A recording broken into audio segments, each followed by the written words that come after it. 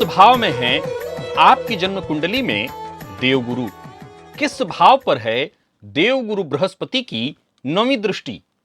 क्या कभी आपने गौर किया है कि कुछ लोगों का भाग्य अचानक चमत्कारिक रूप से खुल जाता है? ऐसा लगता है जैसे उन्हें ऊपर से कोई अदृश्य शक्ति मदद कर रही है। देखा जाए तो ये देवताओं के गुरु बृहस्पति की नौवीं दृष्टि का कमाल। गुरु की नौवीं दृष्टि सबसे ज्यादा गूढ़, रहस्यमयी और चमत्कारी मानी जाती है। आखिर क्यों नौवीं दृष्टि को कहा जाता है भाग्य का सीक्रेट कोड? इसे जानेंगे आज हम इस कार्यक्रम में। क्यों यह दृष्टि इंसान के अपने कर्मों से भी ज्यादा गुरु कृपा का फल देने वाली बनती है।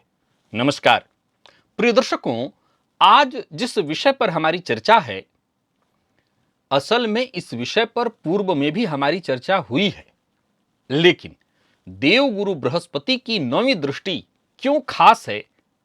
जिस भाव पर देवगुरु बृहस्पति की नौवीं दृष्टि है, उस भाव से आपको क्या खास मिलने वाला है, इसे समझेंगे आज हम इस कार्यक्रम में।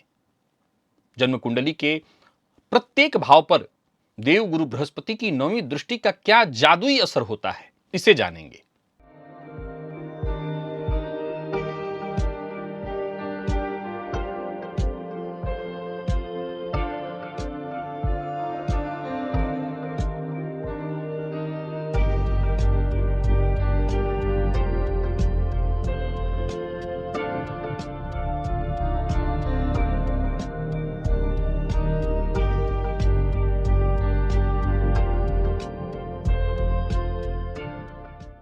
ज्योतिष शास्त्र में नवम भाव को धर्म का भाव, भाग्य का, गुरु कृपा और पूर्व जन्म के पुण्य का भाव कहा गया है। देवगुरु बृहस्पति जो स्वयं देवताओं के गुरु हैं, ज्ञान, नीति और दैवीय आशीर्वाद के कारक हैं। जब देवगुरु अपनी नौवीं दृष्टि कुंडली के किसी भाव पर डालते हैं तो वो भाव ठीक कुंडली के भाग्य भाव की ऊर्जा के जैसा ऊर्जान्वित हो जाता है। धर्म, पुण्य और सौभाग्य का वहां पर प्रवाह शुरू हो जाता है। देवगुरु बृहस्पति की 5वीं और 7वीं दृष्टि की तुलना में नौवीं दृष्टि कहीं ज्यादा कृपा लेकर के आती है। व्यक्ति को उस भाव से अपने कर्म से ज्यादा गुरु आशीर्वाद, देव और परमात्मा, पितरों के आशीर्वाद स्वरूप, यूं समझ लीजिए कि जैसे आकाशीय कृपा उस पर बरसने लगती है। यह दृष्टि जिस भाव पर होती है, उस भाव से अदृश्य सहयोग, उस भाव से संबंधित ही समाधान और उस भाव से ही प्रेरणा जातक को मिलने लगती है। उस भाव से कभी नुकसान नहीं हो सकता, यह बात तय है। प्रिय दर्शकों, बृहस्पति की दृष्टि जिस भाव पर भी हो, शास्त्र कहता है कि यह दृष्टि वहां के दोषों को, कमियों को, अवगुणों को दूर कर देती है। ज्योतिष में संस्कार कर्ता दृष्टि, नौवीं दृष्टि देवगुरु बृहस्पति की मानी गई है। आइए जानें कि जन्म कुंडली में देवगुरु बृहस्पति की नौवीं दृष्टि का क्या प्रभाव है और क्या खास परिवर्तन लाते हैं देवगुरु बृहस्पति अपनी नौवीं दृष्टि से। यदि लग्न पर देवगुरु बृहस्पति की नौवीं दृष्टि हो, यानी कुंडली के पंचम में होंगे, तो ऐसे जातक का जो व्यक्तित्व है वो दिव्य तेज, आत्मविश्वास को लिए हुए होता है। ऐसे लोग दूसरों के लिए गुप्त प्रेरणा बनते हैं। चाहे कितनी भी बाधाएं क्यों न उनके जीवन काल में आए, अंततः ये विजेता अवश्य बनते हैं। जन्म कुंडली के दूसरे भाव पर देवगुरु बृहस्पति की नौवीं दृष्टि यदि पड़ जाए तो समझ लीजिए कि जातक की वाणी में अगर अहंकार भी हो, क्रोध भी हो, तो सुनने वाले को मधुरता के रूप में ही सुनाई पड़ती है। धन में वृद्धि, परिवार में सुख शांति, इनके शब्दों में ही हीलिंग पावर होता है जो दूसरों को शांति प्रदान कर दे। देखा जाए तो ऐसे लोग शिक्षक, प्रेरक, वक्ता, आध्यात्मिक सलाहकार बन जाते हैं। जन्म कुंडली के तीसरे भाव पर देवगुरु बृहस्पति की नौवीं दृष्टि हो तो इसका प्रभाव जातक के साहस के रूप में देखने को मिलता है। जातक की वृद्धि, कला के, लेखन के क्षेत्र में ऐसे जातकों के भाई बहनों का भी विशेष उसको सहयोग मिलता है और ऐसे जातक के भाई बहनों का भी विकास होता है। ऐसा जातक पुरुषार्थी तो होता है, परंतु उसकी विचारधारा आक्रामक नहीं होती, वरन रचनात्मक होती है। ये अपने साहस, नैतिकता के दम पर खुद भी आगे बढ़ते हैं और दूसरों को भी आगे बढ़ने के लिए प्रेरित करते हैं। जन्म कुंडली के चतुर्थ भाव पर यदि देवगुरु बृहस्पति की नौवीं दृष्टि हो तो ये घरेलू सुखों को बढ़ाता है, माता के आशीर्वाद को बढ़ाता है, वाहन, भूमि, हर तरह का सुख, हर तरह का लाभ जातक के जीवन में संभव हो जाता है। इस जातक के लिए उसका घर ही तपोभूमि बन जाता है, उसका घर सकारात्मक ऊर्जा से सजा हुआ। अगर किसी कारणवशात घर में तनावपूर्ण माहौल भी बने तो वहां भी शीघ्र शांति कायम हो जाती है। मैंने पूर्व में बताया था एक सूत्र कि जन्म कुंडली में देवगुरु बृहस्पति की दृष्टि जिस भाव पर हो उस भाव में सदैव समस्या रह ही नहीं सकती, समस्या धीरे धीरे वहां से दूर हो जाती है। और नौवीं दृष्टि तो जिस भाव पर हो कहना ही नहीं, उस भाव में समस्या हो ही नहीं सकती, वो भाव ही साक्षात भाग्य बन जाता है। पंचम भाव पर देवगुरु बृहस्पति की नौवीं दृष्टि हो तो जातक बेहद भाग्यशाली होता है, चाहे वो शिक्षा के फील्ड में हो, किसी तरह की प्रतियोगिता के। ऐसे जातक का इंट्यूशन जो पावर होता है वो बहुत तेज होता है, भविष्य को ये भांप लेते हैं।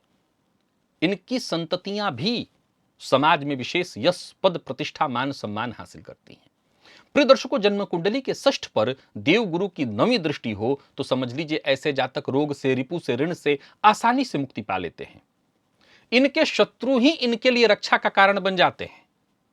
बल्कि देवगुरु बृहस्पति की नौवीं दृष्टि का यह चमत्कार समझिए कि ऐसा जातक जब किसी विशिष्ट परेशानी में फंसे तो जहां से परेशानी उत्पन्न हो, परेशानी देने वाला ही इसके लिए, यानी जो चोट दिया है वही मलहम बन जाता है, मरहम बन जाता है। जन्म कुंडली के सप्तम भाव पर देवगुरु बृहस्पति की नौवीं दृष्टि हो तो वैवाहिक जीवन में सौभाग्य आता है, जीवन साथी से आर्थिक, मानसिक हर तरह का सहयोग मिलता है। पार्टनरशिप में जातक का कार्य हो तो वहां उसका भाग्य खुलता है, तेजी से उसको जीवन में अवसर मिलते हैं। उसके साथी भी उसके लिए मार्गदर्शक के रूप में होते हैं जो सदैव उसको सही मार्ग दिखाते हैं। जन्म कुंडली के अष्टम पर देवगुरु बृहस्पति की नौवीं दृष्टि हो तो यह भाव गहरे ज्ञान, शोध का है। ऐसा जातक ज्योतिष में रुचि लेगा, अलग अलग तरह की विद्याओं में उसको सफलता मिलती है। विपरीत परिस्थितियों में भी ऐसे जातक का जो व्यक्तित्व है वो ऊंचा उठता है। ये अपने आत्म परिवर्तन के दम पर दूसरों के लिए पहले तो अपना खुद का परिवर्तन करते हैं, दूसरों के लिए भी सहयोगी होते हैं। सामने वाला कितना भी कष्ट में क्यों ना हो, उसका मेंटल हेल्थ कितना भी खराब क्यों ना हो, उसके लिए हीलर साबित होता है। ऐसा जातक किसी से बातचीत कर ले, सामने वाला मानसिक रूप से बहुत पीड़ित हो, उसकी परेशानी दूर हो जाएगी। जन्म कुंडली के नवम के बारे में तो बताना ही नहीं, नवम पर देवगुरु की नौवीं दृष्टि हो तो कहना ही नहीं, अत्यंत श्रेष्ठ है। ये धर्म के आशीर्वाद का भाव है, ये अप्रतिम है अपने आप में। अक्सर जीवन में जातक के दिव्य घटनाएं, दिव्य अनुभव होते ही रहते हैं। ऐसा जातक अपना छोड़िए, उसका तो भाग्य जगा ही है, दूसरों का भाग्य जगाने में भी समर्थ होता है। जैसे कोई आध्यात्मिक गुरु, ज्ञानी, शिक्षक।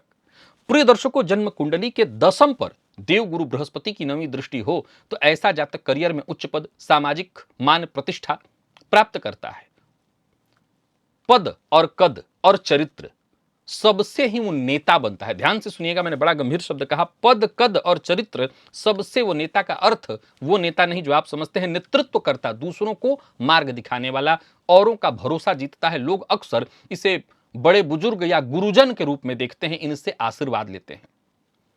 ऐसे जातकों को करियर में विशेष उछाल मिलता ही है। और जन्म कुंडली के 11वें भाव पर देवगुरु की नौवीं दृष्टि हो तो जातक को धन लाभ के कई स्रोत प्राप्त होते हैं, मित्रों से सहयोग। इनके सपने ही ऐसे होते हैं जहां ये दूसरों की भलाई करें, जिससे समाज में इनकी मान पहचान बढ़े। इनकी जो इच्छाएं हैं वो तो पूर्ण होती ही होती हैं। इनके संपर्क में जो भी आता है उनकी भी इच्छाएं पूर्ण होती हैं, और वो नैतिक मार्ग से, धर्म के मार्ग से। धर्म का अर्थ है सही मार्ग पर चलते हुए गलत कार्य से नहीं। और जन्म कुंडली के 12वें भाव पर यदि देवगुरु बृहस्पति की नौवीं दृष्टि हो तो ऐसे जातकों को गहरा आध्यात्मिक अनुभव, विदेश से लाभ, मन में धर्म की भावना प्रचंड होती है। इनके जीवन का उद्देश्य अक्सर सेवा और लोगों का सहयोग करना, परोपकार करना होता है। परेशानियां इनके जीवन काल में आती हैं, लेकिन वो भी इनके मोक्ष के मार्ग को प्रशस्त करने के लिए। ऐसे लोग अपना छोड़िए, दूसरों का भी जब सहयोग करें, सामने वाला कितनी भी मुसीबत और परेशानी में क्यों न पड़ा हो, उसको भी हर तरह की परेशानी से मुक्ति का मार्ग आसानी से ढूंढ कर दे देता है।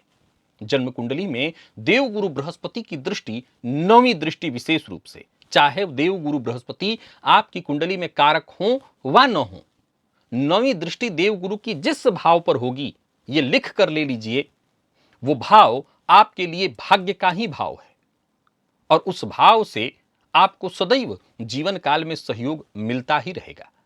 उस भाव को आप अपने आप में कुंडली का जागृत भाव समझिए और जिस भाव पर देवगुरु बृहस्पति की नौवीं दृष्टि है, यह बात आप नोट करके रखिए कि उस भाव में परेशानी नहीं हो सकती, और अगर परेशानी है भी तो वो धीरे धीरे धीरे परेशानी खुद ब खुद छट जाएगी। बस इतना आपको ध्यान रखना है, आप सन्मार्ग पर चलते रहिएगा। गुरु के प्रभाव को जागृत करने का एकमात्र सरल तरीका यही है कि जातक सन्मार्ग पर चलता रहे, और सन्मार्ग पर चलता रहे तो उसके गुरु जागृत होंगे, और गुरु जागृत होंगे तो उनकी नौवीं दृष्टि तो जागृत होगी ही होगी।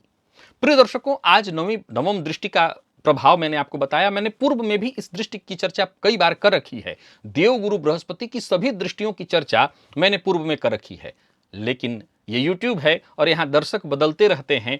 हर दिन किसी न किसी की ऐसी इच्छा होती है कि भाई फिर से बताया जाए। आप ही में से किसी दर्शक की इच्छा थी, जिसके लिए मैंने कुंडली के 12 भावों पर देवगुरु बृहस्पति की नौवीं दृष्टि के प्रभाव की चर्चा की। आज के लिए बस इतना ही, इजाजत दीजिए और अपने गुरु को सदैव बलवान करिए। किस भाव पर है आपके कुंडली में आपकी देवगुरु बृहस्पति की दृष्टि, कमेंट में मुझे अवश्य बताइए। पुनः मुलाकात होगी, तब तक के लिए नमस्कार।